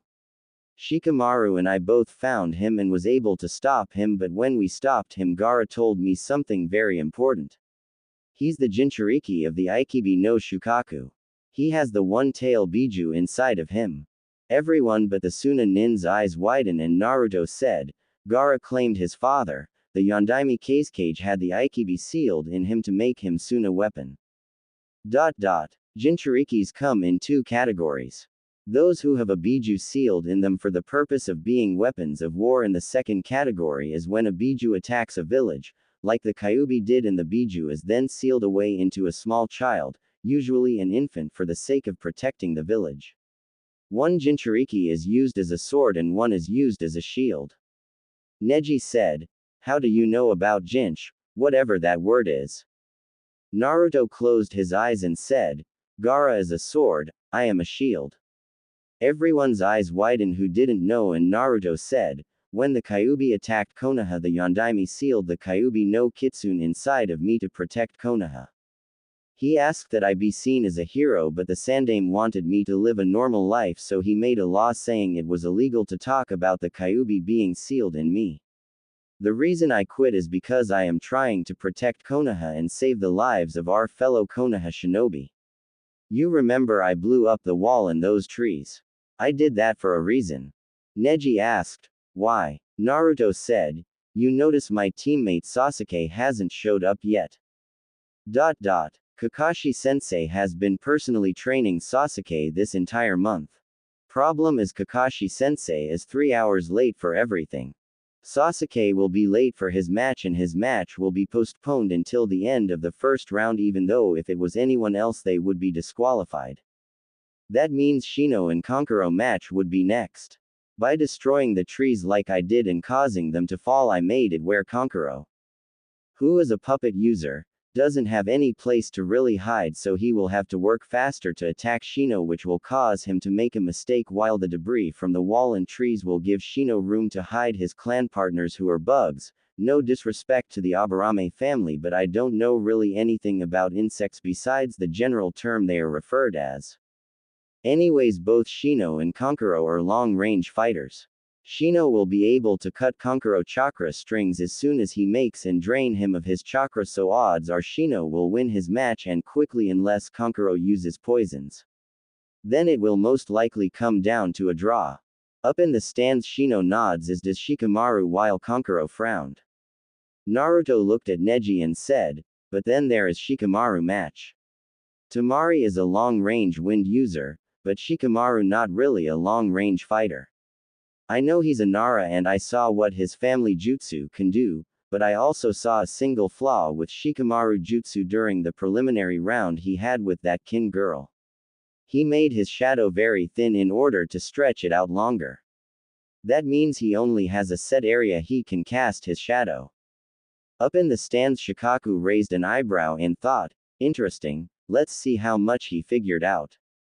Shikamaru on the other hand thought, Troublesome. Back in the arena Naruto said, But then I thought, if the original Ino Shika-cho group was so dangerous, his dad only being able to send his shadow a couple of feet would actually cost more time and energy than it was worth when you could just tie ninja wire around a kunai and throw it to capture an enemy.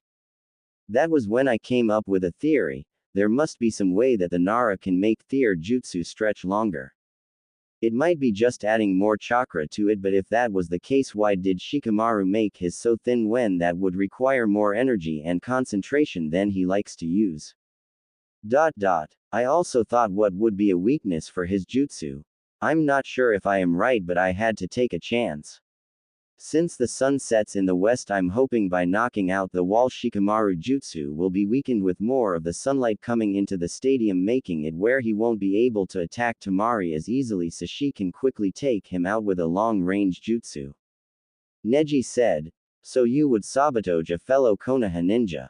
Naruto said, if Shino beats Kankuro, then he will most likely be too tired to fight in the next round. If Shikamaru somehow beats Temari, then he will also be too tired for another match. In that case, with both of them now knowing about Gaara having the Aikibi in him, they will forfeit their matches against him. With both Shino and Shikamaru matches going so much quicker thanks to me changing the field, then Sasuke will be disqualified and Gaara will win. Temari and Kankuro won't fight their brother, so Gaara will win the tournament without ever fighting anyone, so he won't have a chance to kill anyone during this tournament. Neji said, but if you're one of those Jinchuriki, then why don't you fight him? Naruto said, you have no idea what you are asking. Battles between Jinchuriki should be far away from civilians and villages. Jinchuriki are thought of weapons of war for a reason. Neji. Iwa has two Jinchuriki, the Yonbi and the Gobi, who are sealed inside the sons of the Nadaime Tsuchikage. Kumo has two, the Hachibi and the Nibi. One is sealed inside the brother of the Yondaime Raikage and the other is sealed in his niece. The Sanbi is sealed inside the Yondaime Mizukage. Gaara up there has the Aikibi and he is the son of the Yondaime Kazekage. I have the Kyuubi sealed in me by the Yondaime Hokage.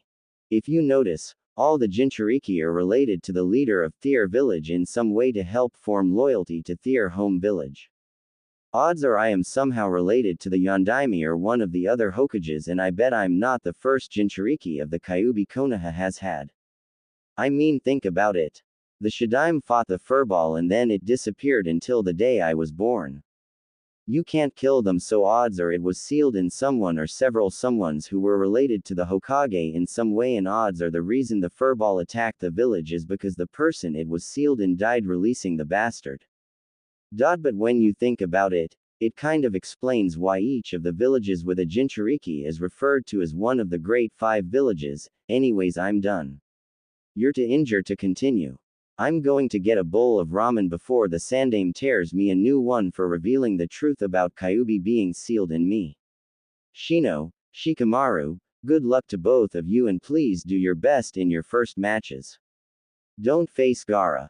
As he turned and started to walk away, the voice of the Sandaime Hokage said, Naruto, wait. Naruto stopped and looked up at the Sandaime, who said, you're right on both guess. The Kyuubi was sealed in the wife of the Shadaime Hokage and then later in the wife of the Yondaime Hokage. Someone discovered their secret marriage and the fact they were expecting a child and attacked her right after she gave birth to you and critically wounded her, which led to her death and the Kyuubi escape. Your mother's name was Kushina Uzumaki Namikaze and your father was Minato Namikaze. I've hidden the truth all these years in order to protect you from your father's enemies and to try and discover the identity of those responsible for releasing the Kyuubi. I had planned to tell you the entire truth when you became a Chunin, but after seeing your new jutsu and you revealing your burden, your life will be in the same danger it would have been in if everyone knew who your parents were. Naruto smiled and said, thanks, now please hurry up these exams because I know Sasuke won't listen to anyone and will try to fight Gaara. As much of a pain in the Sasuke tem as he's still my teammate. Besides, all the fangirls will most likely commit a mass suicide if he got killed just so they could be with him again. Konoha needs our fangirls. Neji choked and said, why? Naruto looked at him and said, in the event Konoha is ever attacked, fangirls are used as cannon fodder and enemy communication disruptors. All the guys in the stands began to nod in agreement before several screams and shouts of Naruto name was heard, causing Naruto to pale before he said, see ya, as he shushined away. Hiruzen sighed and said, Genma, proceed. If Sasuke not here in 2 minutes, then disqualify him. Genma said, right, as he ignored the shouts of disagreement. Naruto phased up inside of the chair Hiruzen was sitting in before placing a note he had in his hand inside of Hiruzen's palm before phasing back into the ground. Hiruzen blinked as he felt a piece of paper appear in his hand and turned his hand sideways and read. Gigi. Suna and Odo have allied together. Enemy ninja outside the walls, around 1000, cage fake, it's Orochimaru. Placed 3 exploding tags inside him. He had some weird sword inside him I took also. Send your guard to your office to get your pipe if you want me to use my ghost phase and cage bunshin to take out the ninja outside the walls. Inside your pocket is a cage bunshin hanged as a scroll. Pull it out and give it orders and he will activate the tags in snake face if you are attacked. Hiruzen bit his lip and reached into his pocket where he felt the scroll and said, capture when possible, as he crushed the scroll in his pocket. Naruto was leaning against a building when he got the memories of his scroll cage bunshin and thought, be careful Gigi, before he shushined away. The Sandaime Hokage was looking at the match down below between Shikamaru and Temari and said, I was surprised when your middle son forfeited Kazekage-san. He's nothing like his elder brother. The Kazekage blinked and said, you mean sister, right Hokage-san? Hiruzen said, no, I was referring to your other son. The one you had before you became Kazekage. I understand why you can't publicly claim him but still, even you can feel pride in what he has done instead of what your middle son has done. Right. The Kazekage said, yes though, I rather not talk about it Hokage-san. Hiruzen smirked and said, of course, but tell me, what do you think of Naruto's new jutsu? The Kazekage said, impressive. Hiruzen said, yes, it truly is a very impressive jutsu. I mean after he left he came and gave me a message in my hand. He claimed he found a missing ninja hidden somewhere in the village and he used his ghost jutsu to place exploding tags inside of the missing ninja. The Kazekage tensed and said, really, how interesting. Hiruzen said, yes, he even told me he took something of great value from the missing nin and is just waiting for my orders to kill him. The Kazekage said, and what was it that he took? Hiruzen saw Shikamaru capture Temari and he said, the grasscutter sword my former student. The Kazekage tensed and said, what do you mean? The next moment there was an explosion outside of the village walls and both the Kazekage and Hokage tensed and Hiruzen smirked and said, it appears that Naruto is taking care of your army Orochimaru.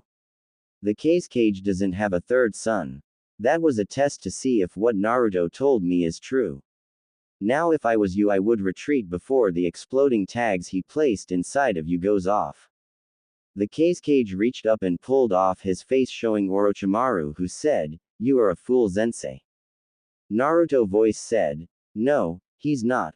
Before Orochimaru felt something grab his leg and Orochimaru fell through the floor but before his head came through his body became solid along with his 2 bodyguards' heads. On the underside of the cage box Naruto stood along with 2 cage bunshin holding the body of Orochimaru and his guards that had became separated from their head before jumping up through the floor again holding them. As he landed back in the cage box Hiruzen and the guards there tensed before Hiruzen saw the state Naruto cloths and body was in and he quickly moved to Naruto's side ignoring the 3 headless bodies and said, are you alright Naruto? Naruto who had several cuts along his arms and legs said in a pain-filled voice, I was able to take out about 3 dozen ninja before. They realized they were under attack. It was a group around a large summon circle and the guards surrounding them. That explosion was me taking out the summon circle. I'll be fine. The furball is good for something. You need to warn everyone, my clones are fighting the enemy, ninja outside of the village but are dying quick. Watch out, for Gaara. Before he passed out but was caught by Hiruzen. Hiruzen frowned and said, radio, take Naruto to the hospital for immediate medical care and stand guard over him until I personally relieve you. Don't let anyone tell you otherwise. Radio, the ninja assigned to guard the Sandaime said, hi Hokage-sama, as he grabbed Naruto's limp body before shushining away. Hiruzen quickly moved to the front of the cage's box and said, may I have everyone's attention. Temari and Shikamaru both stopped fighting and everyone looked up at the cage's box and Hiruzen said, We have just received word that Suna is about to be attacked by the Hidden Sound Village. The Kakashi has left to take charge of his forces to deal with this threat to his village. All Konoha ninja are to immediately prepare to aid our ally Suna. A puff of smoke beside the Hokage showed an Anbu in an ape mask who said loud enough his voice carried over the entire stadium, "Hokage-sama, the Kakashi has been killed by S-rank missing ninja Orochimaru and his body has been taken by sound ninja who are preparing to attack the village. Naruto Uzumaki is currently engaging the enemy." Hiruzen turned to the crowd and said, "The Chunin exams are hereby cancelled." All Suna and Odo forces spread word about the death of the Kakashi and the attack on our village. Chunin, begin invasion protocols. Anbu, move to the walls and prepare the counter-offensive. Junin, protect the VIPs and the village and eliminate any threats. I'll be moving to take care of Orochimaru myself. Move.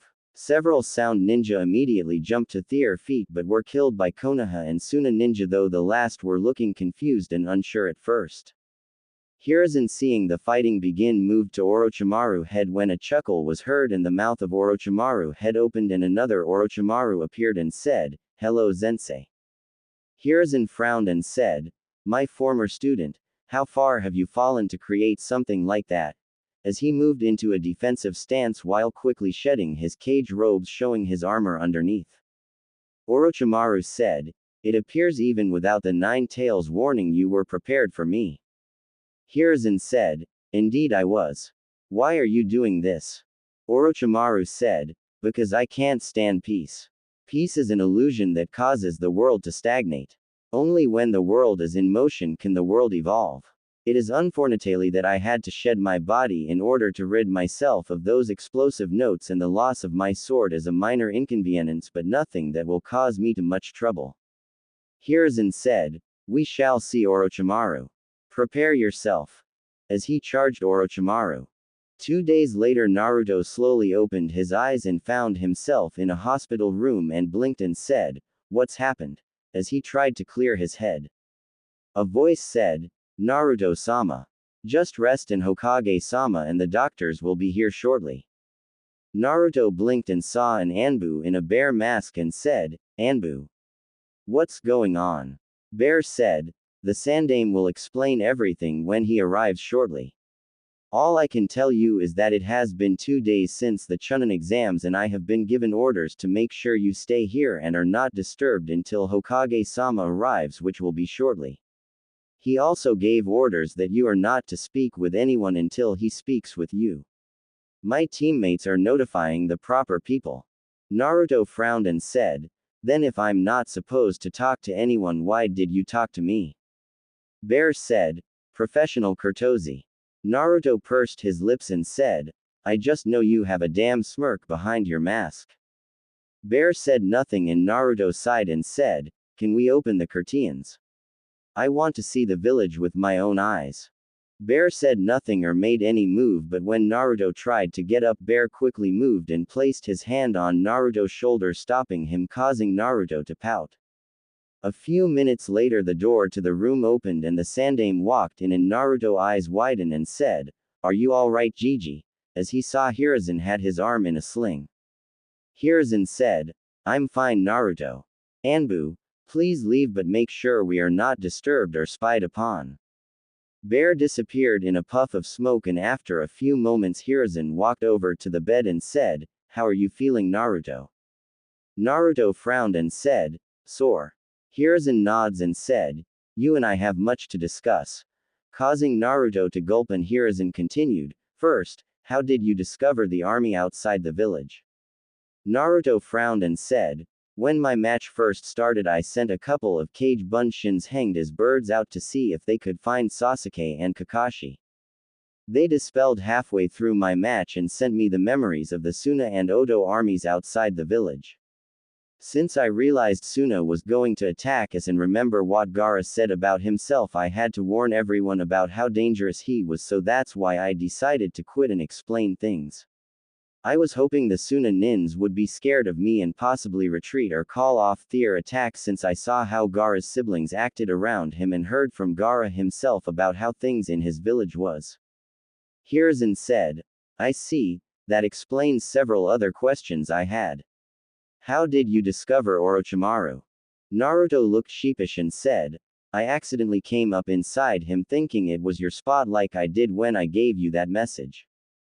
Hiruzen nods and said, I guess the only question I have now is about your new ghost jutsu. Naruto frowned and asked, what about them? Hiruzen said, I want to know if they are as good as you originally claimed. Why did you get so injured and drained when you appeared before passing out? Naruto bit his lip and said, when I was in the Forest of Death before the preliminary round, my team met Orochimaru and he placed a seal over the Kyuubi seal. Hiruzen's eyes widened and glanced at Naruto's stomach in worry, and Naruto said, it's a 5-star seal. Since I passed out when I first got it, I didn't remember it until I was training with Kurenai sensei and Anko sensei. I was having some problems with my chakra control and Anko told me that it was because of that seal after we discovered it. Since she was his apprentice once, she knew how to remove it and took it off of me, but since I had spent 15 days of almost pure chakra control training, when it came off my control went through the roof. Hiruzen let out a breath he was hearing until he heard Naruto continue, I wanted to prove I could win without the Kyuubi. I had asked Anko to come by and replace the 5-star seal before the final exams, you should be able to figure the rest out. Hiruzen was quite a moment and said, yes.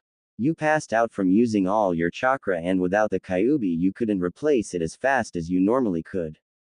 Naruto nods and Hiruzen said, well, that explains the passing out part, but it doesn't explain how you got so hurt or how your ghost jutsu actually work. Naruto sighed and said, deception is a ninja greatest tool. Remember how I said the entire time Neji was fighting a Kage Bunshin? My Kage Bunshin are made of just chakra. No element. Right, wrong. Hiruzen blinked and said, what do you mean that's wrong? Naruto said, Kurenai sensei explained the difference between knowing a jutsu and mastering a jutsu. I found out through a lot of trial and error that a Kage Bunshin is actually made up of air. Hiruzen blinked and said, I don't seem to follow what you mean. Wind chakra is used to make. Naruto shook his head and said, I didn't say wind chakra. I am talking about the air itself.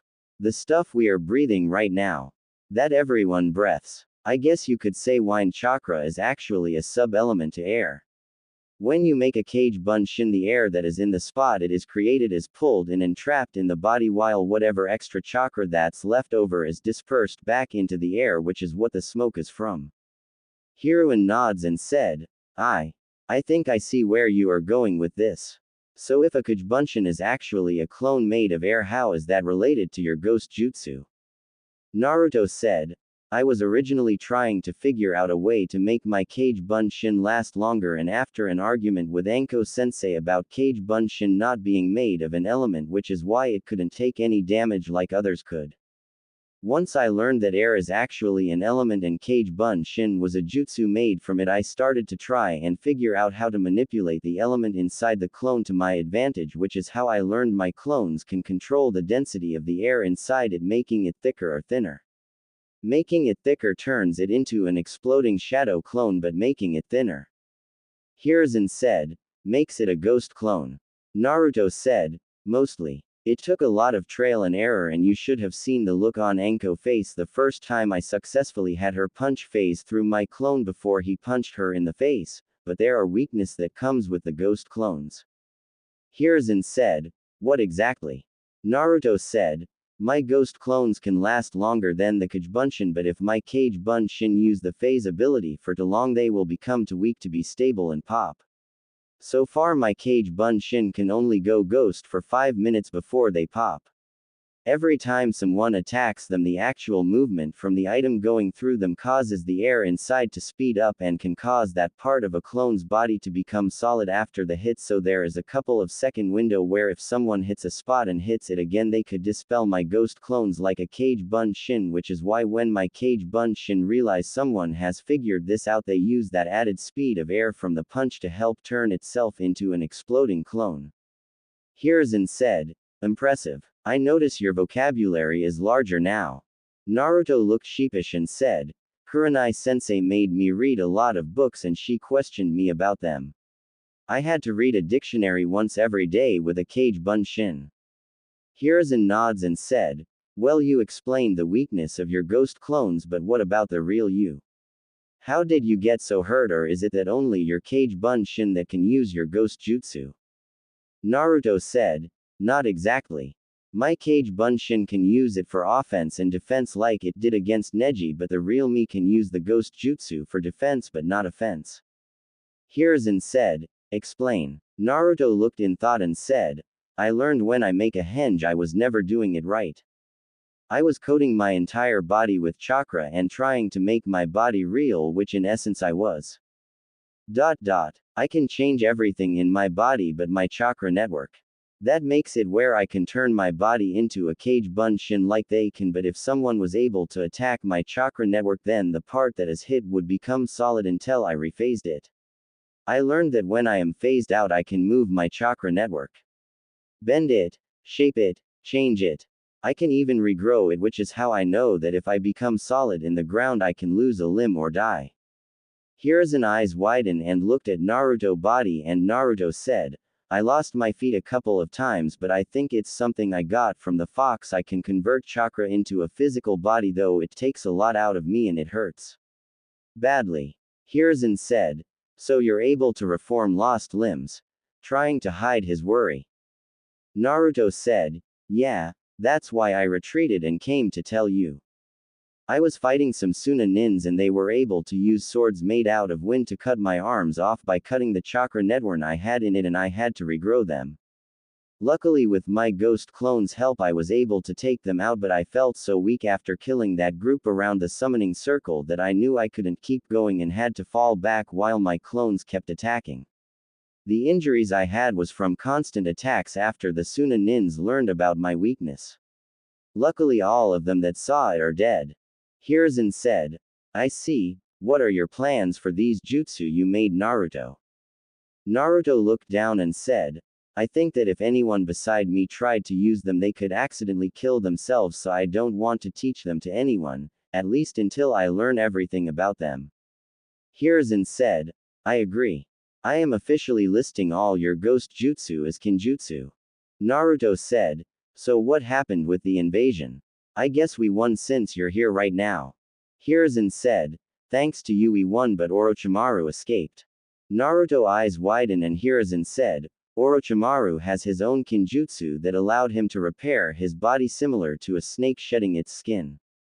You did weaken him and allowed me a chance to trick Suna into believing Odo tricked them.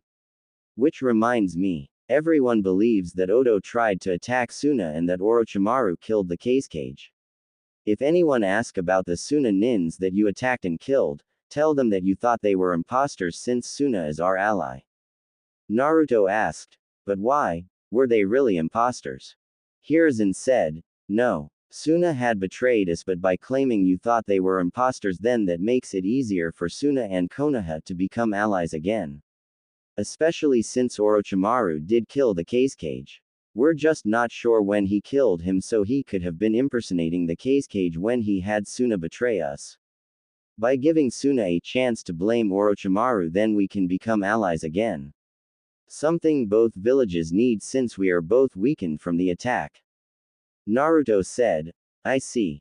Hiruzen said, now I know you probably have more questions or want to get out of here, but I can't let you leave the hospital until tomorrow and I have to return to my office. Tomorrow you will be dismissed and an Anbu will bring you to my office.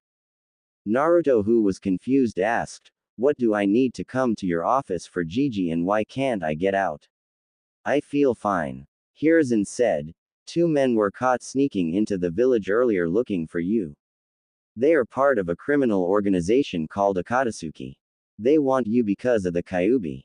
The 2 men were able to escape and Kakashi is in a coma right now after he fought these 2 men to protect you along with several other ninja. Tomorrow when you get out you are going to meet your godfather Jiraiya, who is Konoha top spy master.